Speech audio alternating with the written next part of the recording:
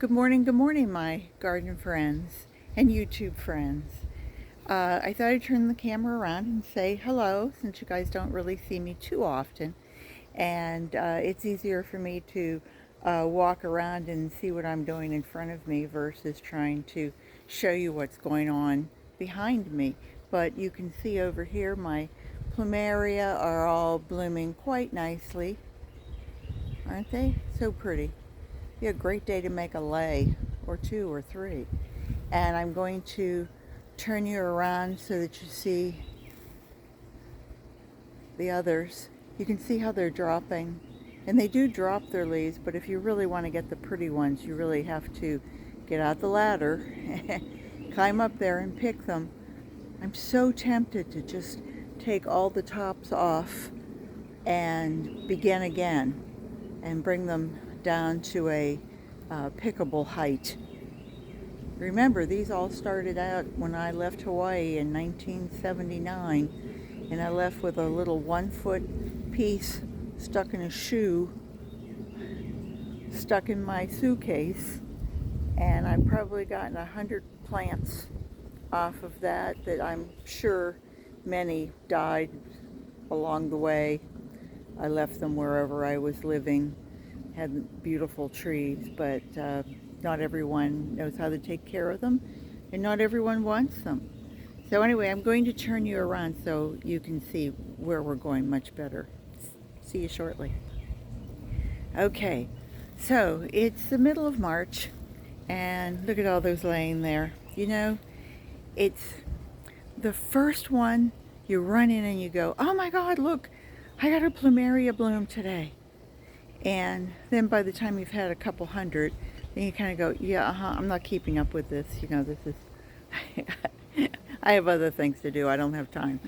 But it's so pretty. You know, they really are. It's like any of the flowers that you have. If you've had all winter and you haven't seen anything, and then all of a sudden you see the first plumeria, or you see the first hibiscus, or you see the first agapanthus coming out. What else do I have? Any other first? Oh wait, here's one over here. You see the first bean blossoms and you go, oh my goodness sakes, look at that. It's so exciting. And then you realize that there's more to come, and by the time, you know, it's like the lady who has 11 kids. By the time she gets to 11, she just starts calling them by a number versus a name. And no, just kidding about that. But anyway, I wanted to show you what I'm up to today, or for the rest of the month. I did clean these out. These are the tea plants, TI plant. And I have coleus, which is coming back underneath ever so nicely. Thank you very much, coleus. Here in Florida, I'm in Windermere, Zone 9B, and I swear it grows like a weed. I find it popping up in the grass. So I don't think I've bought seeds in, I don't know, 8-9 years. I think I bought them once, and they just keep coming back, or I'll take a clipping off of them and save them till next year and replant them. When it freezes, they do freeze back. But the tea plants, you know, they got really tattered and torn with the freezes that we had, and we do get rather cold here. You know, we can get into the low 30s, and then of course during the fall, summer and fall, if we have storms and hurricanes, anything like that, even a really good storm will tatter the leaves, so you see a lot of the dieback. And same for the plumeria, it'll knock the leaves off. But I think May must be my favorite time, because it's just when everything comes out and it's new and it's fresh and it's clean, and it hasn't, the bugs haven't had a chance to really take over yet. And some of my pentas have come back nicely. I did start these tomatoes from seed, and they're a yellow Well, actually they call it a white tomato, but the picture of it looks kind of like a yellowish. And I planted a couple here and a couple here and one more and one more. So I've got 6 back here. And I planted the marigolds just to keep any tomato hornworm at bay, I hope. And my sunflower is coming out. I did tell you guys in tour before that I had actually taken just a handful of seeds, a handful of bird seeds, and I sprinkled them out here just to see what would happen, what would take off. And I've gotten a few. That's the one that's really I'm sure we'll get to see a big bloom on it. And the others are so-so. You know, I haven't really seen much action. But anyway, you can see everything's leafed out. The crepe myrtle is just, this is a raspberry crepe myrtle. And you can see the tips are just starting to get some color to them. And this is a crepe myrtle that's in mauve, and it probably will be close to another few weeks before I see any.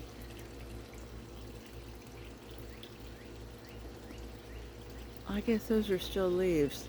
I don't know. Might be some blooms. You never know with Mother Nature. So anyway, it doesn't look pretty. It's just such a lovely time of the year. I like to sit out here on my back porch, and I have plants and stuff in there, and I come out with a cup of coffee and I say a rosary, and I kind of meditate and get my head together. So and it puts me in a good spirit to start my day. But anyway, I wanted to show you guys I'm almost finished. Oh, I'm sorry, this is my little papaya that my friend gave me, and I planted it about 5 weeks ago, and it was about half this size. I mean, in about maybe 6 weeks ago, a month and a half, it's about doubled in size. So I don't think I'm going to get any fruit off of it this year, but I sure hope for next year, if I can keep it going, that it'll be bearing. The agapanthus is already starting on the other side, but this side's usually the late comer, and so that means that it'll be the one that finishes blooming last. My compost bin here was up to the top, and I've been using it little by little as I'm replanting things, and so I'm about ready to spread out the rest. But when I was spreading some, I had just a little coffee can. We drink Folgers, and we get it in the big not containers. And I swear I scooped up just enough to fill that, and there were 3 large worms in it. So it really is of great benefit. And all this is grass clippings and shredded brown paper bags. And I've just incorporated them and let them sit for a few months, and I turn it over and it turns into really great soil. I mean, think about it. And so it's a worthwhile project. So here I wanted to show you the before. Here's how bad they looked. See, you can see where this is, but this part still looks good. So if you get in here and you just, take off the ones that are here.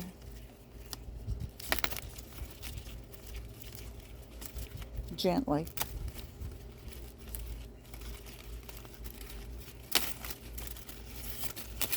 Okay, so job done on that one. So if you go through and you take all of this off, it looks so much fresher and so much cleaner than if you just let it go and figure, well, it'll outgrow it. You know, it's still going to be a mess. So that is my project for today. However, I am going to have a problem getting in there because, why? Because I have so much stuff in the front laying here. And let's see, what do we have here? Dusty Miller, and these are flat beans, and that were you could grow in containers, and a bush bean, and I've already harvested a couple times off of them, and they keep sending out new stuff. So cool, I love it. And these are parsnips, but they say they take about 6 months for them to go, you know, about 5 months, 6 months. You can see if you just let your stuff fall, then you really kind of have a mess. So it's always good to tidy up your yard. I don't care who you are or how big or how small your yard is. You know, get out and see what you can do to it. And and over here my tomatoes. I'm thrilled with these tomatoes and how well they're doing. This is a plum tomato. And that's the basil that keeps wanting to jump in the picture. What did they say? They're photobombing the picture. Oops, son of a gun. That one came right off. Better keep an eye on them and hope that nobody is in there trying to get them. But they look pretty healthy. So I'm pleased. I'd just like to see some red tomatoes.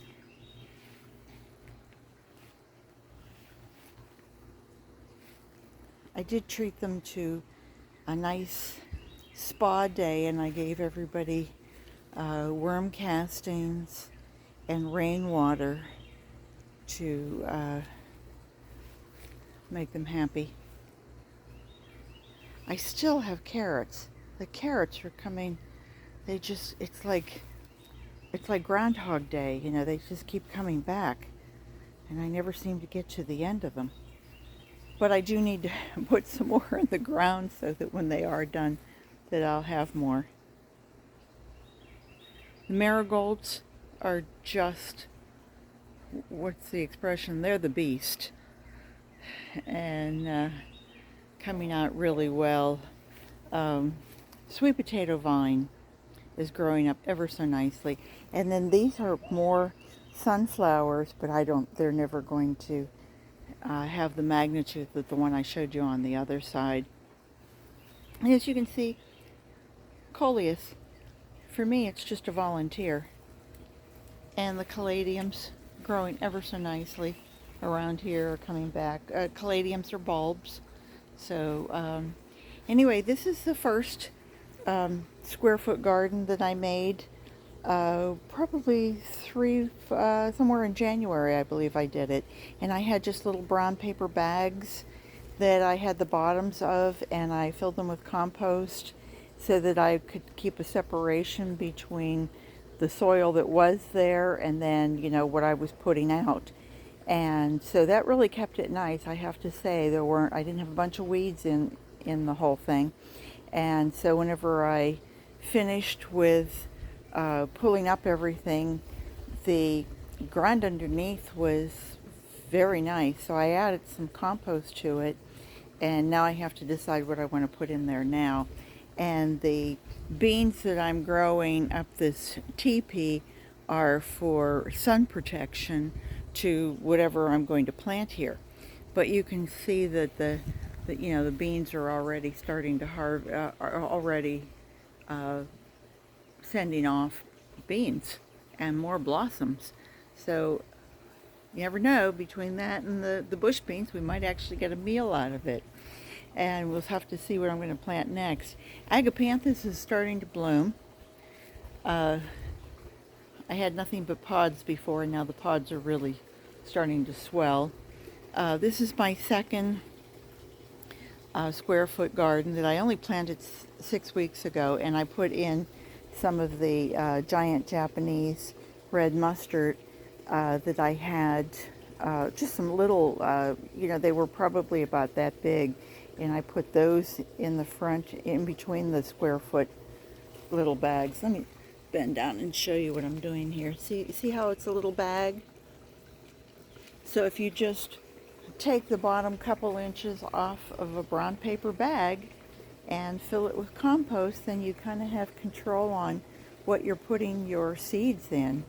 And so in between there, I had just some of the red mustard, and so I put those in, and they just went wild because I had them in there with worm castings, and they just took off like a shot. So again, another TP and more of the green beans. This is the vining type, obviously, and the ones that are over there are the bush type beans. So anyway, I wanted to see what I would get in production off of either. So anyway, moving right along. This is my big girl, Agapanthus, and you can see there are many heads to come. There's the first one that's going to be coming up, or opening up rather.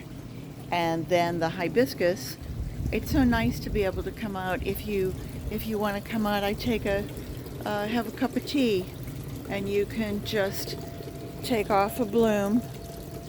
And I like to rinse mine a little, if I have a liquid that I use if I'm washing fruits or vegetables, and I bought it at the grocery store, and I'll just squirt a couple drops on and wash the leaves, and then put it in with my tea.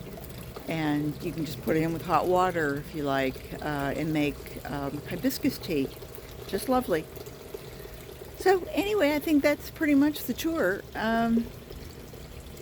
It's, like I said, it's just my favorite time of the year that I can come out before I have to look at it and go, oh gee, what bugs am I fighting this week?